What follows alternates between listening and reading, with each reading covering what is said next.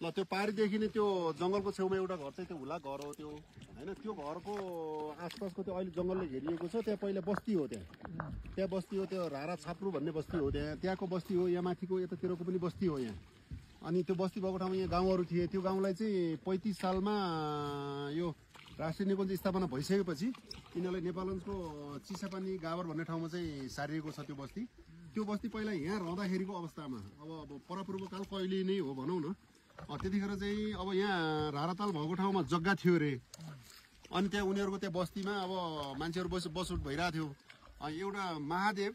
मानवको रूप लगाएर अनि त्यो मानव भन्दा पनि जोस् अब एउटा भिक्षुको रूप लगाएर चाहिँ महादेव आउनु भएछ अरे यहाँ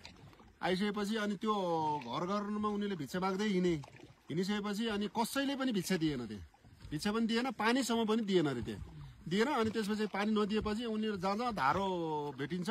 त्यो धारोमा चाहिँ उनले अनि आफ्नो कमण्डलुमा पानी भर्दै हिँड्दै गरेर अनि यहाँ माथि चाहिँ एउटा महादेव स्थान भन्ने ठाउँ छ त्यो देखिन्छ त्यहाँ रुखमा